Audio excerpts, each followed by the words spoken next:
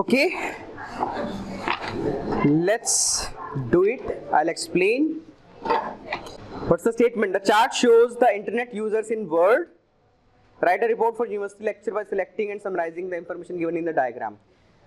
Diagram के ऊपर लिखा हुआ है इंटरनेट यूजर्स पर 100 इनहैबिटेंट्स. देखो एक तरीका होता है, ऐसे नहीं लिख सकते हवा में, तो डेटा बताने के लिए वो एक पैरामीटर उठा लेते हैं पर 100. तो वहां जो ये लिखा हुआ है ना 10, 20, 30, 40, तो ये आउट ऑफ 100 लोगों में से कितने लोग इंटरनेट यूज कर रहे थे, तो ये उसके मुकाबले डेटा वहां पे मेंशन करते हैं. अब कैटेगरीज हैं developed world, developing world, world globally. अब तुम्हें ये पता है पहले ही कि डेवलप्ड विकसित देश, डेवलपिंग जो भी विकास जिनका हो रहा है, और एज अ होल दोनों को मिला के पूरी दुनिया, वर्ल्ड ग्लोबली. तो ये 3 डेटा हैं. कॉमन चीजें क्या है भाई? तीनों लाइनें कहां जा रही हैं? ऊपर. कोई भी लाइन नीचे नहीं जा रही, यानी कि इंटरनेट यूसेज बढ़ा ही है, घटा तो कहीं नहीं है. और पूरी दुनिया में चाहे वो कोई भी हिस्सा हो, सब जगह बढ़ा है.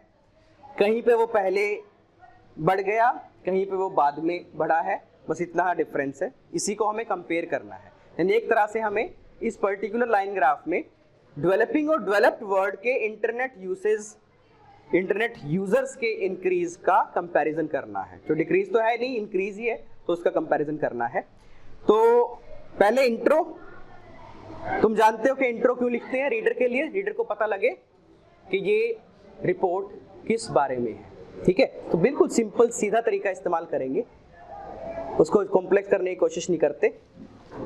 लिखो आप लोग इसे, आप भी लिखें. लिखने से क्या होगी? प्रैक्टिस होगी आपकी. खाली ये मत सोचें कि बस लिखता हुआ देख लेते हैं सर को. अपने हाथ से लिखें, सेंटेंस फॉर्मेशन बनाएं. मैं एक्सप्लेन कर रहा हूं साथ के साथ. तो पहले intro. The given line graph, line graph है इसलिए the given line graph compares.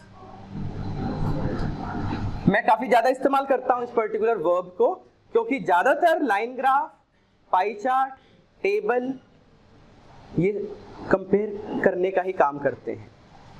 यहाँ पे डेटा कंपैरिजन का ही एक सिस्टम रहता है. समझ गए? इसलिए ये वर्ड सबसे ज्यादा सूट करता है, सबसे आइडियल है इस पर्टिकुलर प्लेस पे. तो लाइन ग्राफ कंपेयर्स, किसको कंपेयर कर रहा है? यानी कि सब्जेक्ट लिखना है. The number of internet users.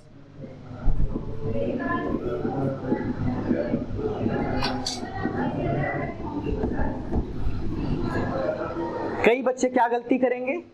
वो लिखेंगे अमाउंट. क्या अमाउंट आ सकता है इंटरनेट यूजर्स का? मैंने उस दिन ही बताया था, काउंटेबल और अनकाउंटेबल नाउन. तो इंटरनेट यूजर्स को काउंट किया जा सकता है, तो जिसे काउंट किया जा सकता है उसके लिए नंबर टर्म का इस्तेमाल होता है, अमाउंट का नहीं. तो ऐसी छोटी छोटी गलतियां आपने नहीं छोड़नी. Number of internet users. अच्छा, बिटवीन कितने चीजों के बीच में कंपैरिजन के लिए इस्तेमाल होता है? 2, और 2 से ज्यादा कंपैरिजन करने हैं तो अमंग लगता है. इसलिए मैंने यहाँ पे अमंग का इस्तेमाल किया है, क्योंकि हमारे पास 3 कैटेगरीज है. यूजर्स अमंग, हाँ जी, कौन सी कैटेगरी है? Developed countries,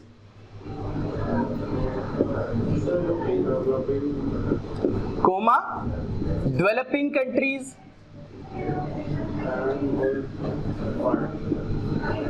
and world as a whole.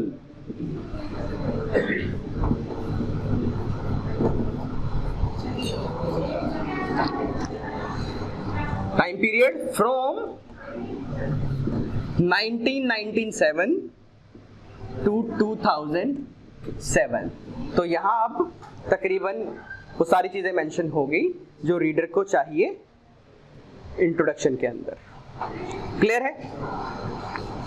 General overview ideal word है ओवरऑल, या तुम लिख सकते हो taking a general overview, coma. दोनों का एक ही मकसद है. ज्यादा लंबी रेडीमेड लाइन लिखने की जरूरत नहीं है. It can be clearly seen from the given statistics. इतना कुछ लिखने की जरूरत नहीं है. इट इज क्लियर फ्रॉम, ये लिख सकते हो. डायरेक्ट डेटा, डायरेक्ट बताओ, सीधा मुद्दे पे आओ.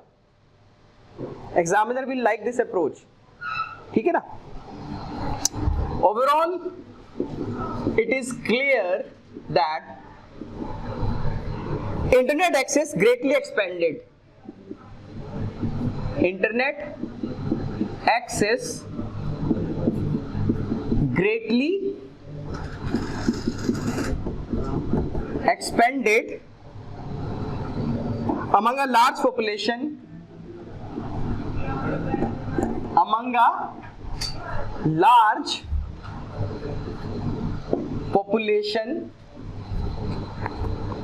in developed part of the world,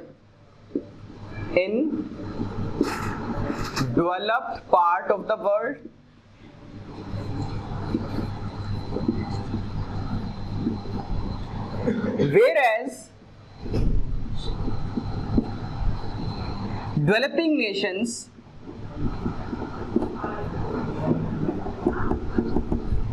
ये देखो मैंने यहाँ पे नेशंस एक प्लूरल में लिखा हुआ है और उसके बाद एपोस्ट्रोफ लगाया है, इसका मतलब होता है राष्ट्रों का सेंस जो आता है एपोस्ट्रोफ से। Developing Nations and world wide internet usage was still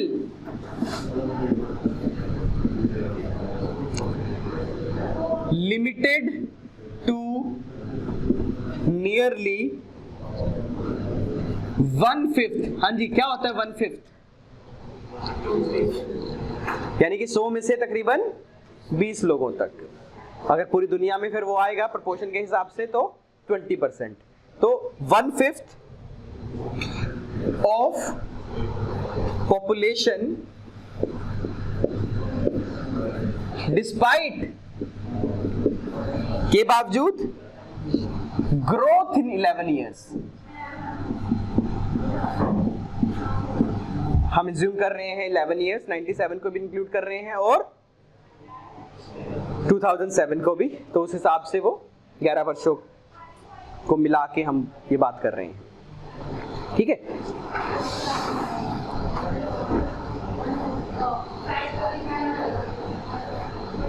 clear है?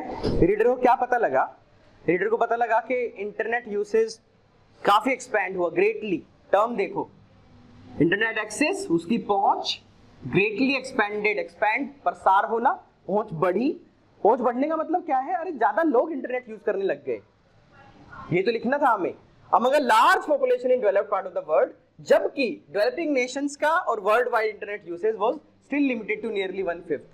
वो अभी भी 1/5 पे ही मतलब सीमित था, डिस्पाइट ग्रोथ इन 11 years। यानी कि हमारा मकसद क्या होता है, जो टाइम पीरियड दिया हुआ उसमें सबसे बड़ा बदलाव क्या आया, उसका एक मेन हाईलाइट। तो इन 11 वर्षों में जो सबसे बड़े हाईलाइट थे वो यही थे, डेवलप्ड नेशन में ग्रेटली एक्सपेंशन और डेवलपिंग और वर्ल्ड वाइड अभी भी पूरा मतलब 11 वर्षों के बाद भी, ग्रोथ के बावजूद भी वो 1/5 पे सीमित था। चलो भाई, अब उठाते हैं हम जहां से वो डेटा शुरू हो रहा है, जिस टाइम से शुरू हो रहा है।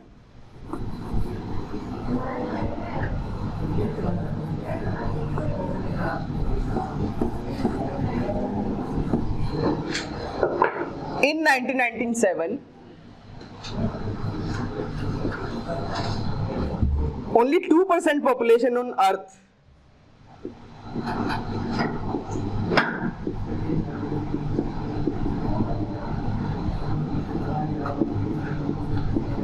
हाँ जी, अर्थ यानी कि वर्ल्ड, हम वर्ल्ड को ही अर्थ कह रहे हैं इसलिए अर्थ लिख लिया हमने, ठीक है ना।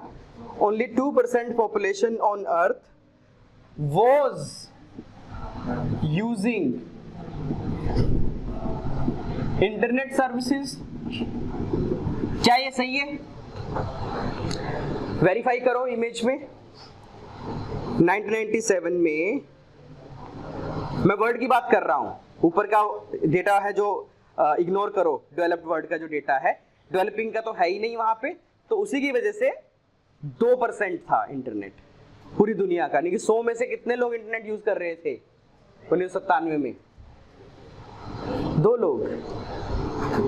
डेवलपिंग में तो था ही नहीं, और वो 2 लोग भी कहाँ होंगे उस टाइम पे, शायद अमेरिका में रहे होंगे। ठीक है, आगे चलते हैं। इन विच, जिसमें से भी इन विच 11 आउट ऑफ 100, क्योंकि 100 का डेटा है ना, नहीं ये ऐसे नहीं आएगा। इन विच 11 out of 100 people in economically advanced, ये किसका सिनोनिम लिखा है मैंने, countries,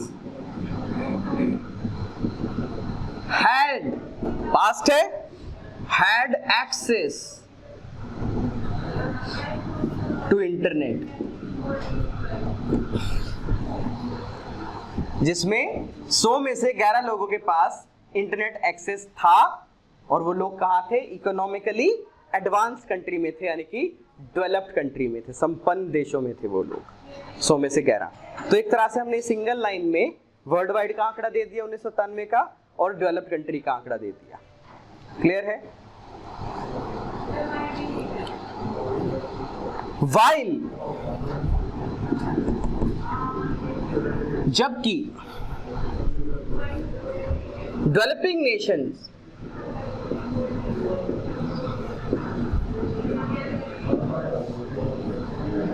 did not have any internet user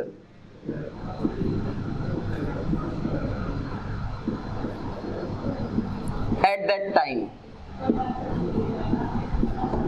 लो भाई, अब ये तीनों का ही डेटा आ गया 1997 का। वर्ल्ड, पूरी दुनिया में 100 में से 2 लोग इंटरनेट यूज कर रहे थे। रीडर को पता लगना चाहिए 97 की परिस्थिति क्या थी, 97 की परिस्थिति क्या थी। डेवलपिंग कंट्रीज में इंटरनेट नहीं था, कोई यूजर नहीं था, पूरी दुनिया में 100 में से 2 थे, और खाली डेवलप्ड मुल्कों में 100 में से 11 लोग इंटरनेट यूज कर पा रहे थे, उनके पास इंटरनेट एक्सेस था, इंटरनेट तक पहुंच थी उनकी। क्लियर है? अब तुम्हें क्या लगता है, तुम सारी कंट्री, सारे के सारे जो टाइमिंग है 6, 7 या जो भी इसमें मेंशन है, सबका मेंशन कर सकते हो? नहीं, ना ही मेंशन करना होता, क्योंकि ऊपर क्या लिखा हुआ था, write a report for university lecture by selecting and summarising the information. Select करो, छांटो और समराइज करो, मोटी मोटी सी बात करो, कट शॉर्ट कर दो उसको। ठीक है ना, समरी का मतलब तो वही होता है ना, information given in the diagram. तो बस जो हमें लग रहा है बताने लायक है उतनी हम इंफॉर्मेशन पिक करेंगे। और इसमें एक सीखने लायक बात ये, जो भी टाइमलाइन होता है उसमें कहां से इंफॉर्मेशन शुरू हो रही है तो वहां की जरूर मेंशन करो, जैसे 1997 की। और जो लास्ट ईयर होता है वहां तक क्या हो गया, वहां पे क्या जानकारी है, वो भी जरूर मेंशन करो। तो ये दोनों पॉइंट जरूरी हो जाते हैं। तुम जहां से जहां का सफर करते होता है, तुम्हारे लिए वो 2 डेस्टिनेशन ज्यादा जरूरी होती हैं, रास्ता फिर भी उतना जरूरी नहीं होता। समझ गए? तो इन्हें जगह मिलनी बहुत जरूरी है तुम्हारी रिपोर्ट में, उन 2 स्टैटिस्टिक्स को, जो शुरू के टाइम पीरियड में, टाइम में है, और जो लास्ट के टाइम में है। अब देखो क्या हो गया आगे। बाय 2004, यानी कि मैं 2004 में मुझे कुछ लग रहा है कि जहां से थोड़ी फ्लक्चुएशन आई है, या जहां इंटरनेट यूसेज थोड़ा सा चेंज हुआ है। बाय 2004, 2004 तक, अब मैं 2004 तक की बात कर रहा हूं, 97 से 2004 तक की बात। ठीक है, डेवलप्ड कंट्रीज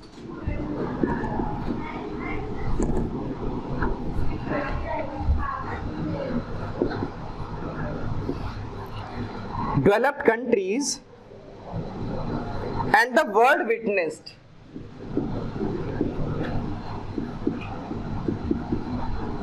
ये ग्रामेटिकल रेंज, विटनेस टर्म का इस्तेमाल किया। एंड ऑलमोस्ट 5-fold, तरीका देखो, 5 गुना और 7 गुना को बोलने का, and almost 5-fold and 7-fold increase, witness an almost 5-fold and 7-fold increase in the number of internet users respectively। क्यों लिखा भाई मैंने यहां? क्रम बताना है। पहले मैंने लिखा डेवलप्ड कंट्रीज, और उसी क्रम में जो डेटा पहले है वो डेवलप्ड कंट्री का डेटा है, यानी कि 5 फोल्ड, और फिर मैंने लिखा था वर्ल्ड तो 7 फोल्ड। तो देखो क्या 2004 तक, ऑलमोस्ट में है बात, क्या 2004 तक डेवलप्ड कंट्री में इंटरनेट यूजर की संख्या 5 गुना हो गई थी 1997 के मुकाबले, और पूरी दुनिया में क्या वो 7 गुना हो गई थी। 11 थी 2004 में, सॉरी 1997 में, 2004 में कितनी हो गई 54। तो क्या ये तकरीबन 5 फोल्ड है? और वर्ड में 2% थी 97 में, तो हम यहां 7 फोल्ड लिख रहे हैं, तो वो तकरीबन कितनी हो जानी चाहिए 14 के आसपास हो जानी चाहिए। तो क्या वो 14 पे है? राइट? समझ में आया?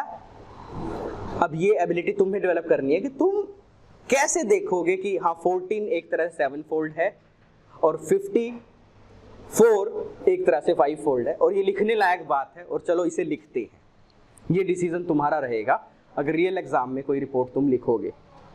क्विकली 20 मिनट एकदम से चले जाते हैं, तो क्विकली आप डिसीजन लोगे, ठीक है? तो ये हो गया। अब क्योंकि इसमें मैंने वर्ड को ले लिया और डेवलप, अभी डेवलपिंग का बच गया ना कि क्या हुआ 2004 तक डेवलपिंग नेशंस के इंटरनेट यूसेज में क्या हुआ, तो वो लिखना है इसमें। In developing regions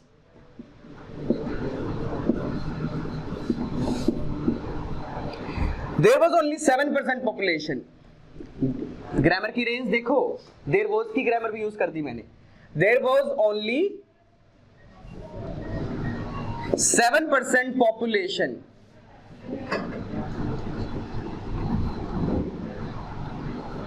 having internet access in 2004। क्या ये सही है?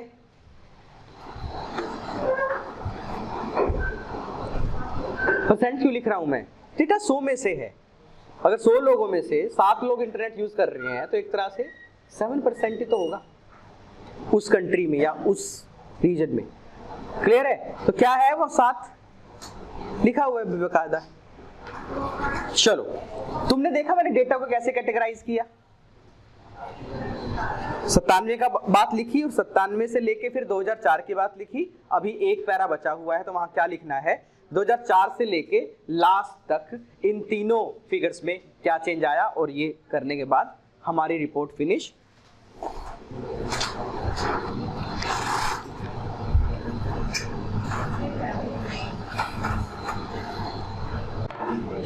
आफ्टर 2004 देखो, इससे थोड़ी आसानी मिल जाती है बकायदा कि बाय 2004 2004 तक, आफ्टर 2004 2004 के बाद रीडर के लिए आसान हो जाता है डेटा को समझ पाना, क्योंकि वो सिर्फ पढ़ रहा है, उसके सामने कोई मतलब लाइन ग्राफ नहीं है, वो सिर्फ रिपोर्ट पढ़ रहा है, इसलिए ये वर्ड बड़ा जरूरी हो जाता है। After 2004 internet usage Guru.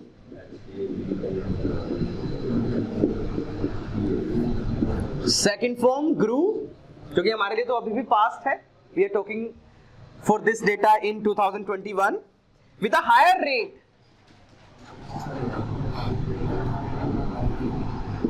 Higher rate with a higher rate in developing world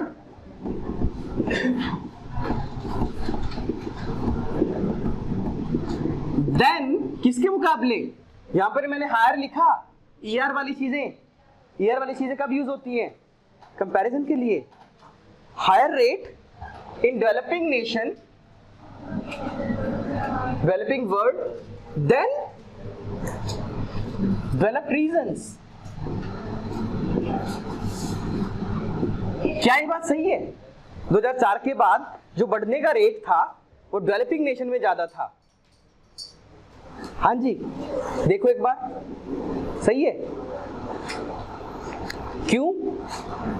develop में 54 था और 54 से बात कहां पहुंची 62 पे। माइनस करो कितना आता है 8, ठीक है?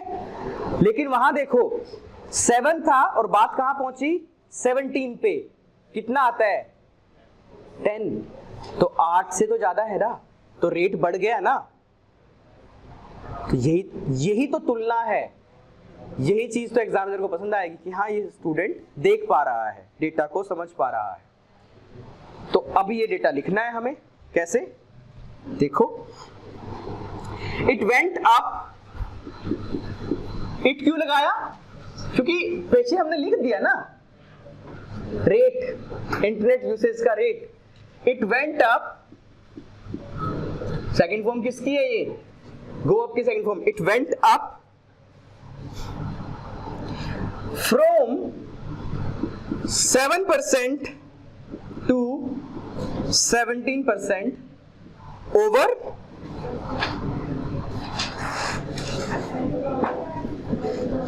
3 years in developing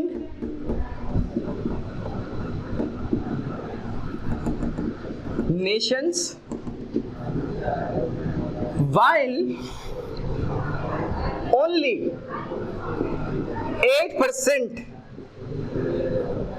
more people connected to internet in developed countries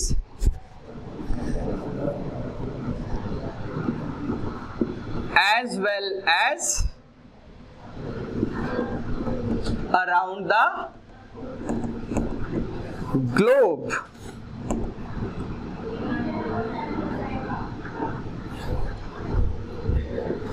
During 2004-2007, यानी कि क्या पूरे वर्ल्ड का भी 80% था? देखो एक बार, वो हो गया था 14 और 22, बिल्कुल 22 माइनस 14 वो भी 8 था, और डेवलप्ड का भी 8 था, लेकिन डेवलपिंग का 10 था। क्लियर है? That's it. Report concludes. So what's your homework? You will analyze this report word by word, sentence structure wise. Categorization of data देखो, वो ज़्यादा ज़रूरी है कि मैंने कहाँ से कहाँ तक की बात कैसे मेंशन की है, और फिर उसके बाद ये चीज़ सीखो।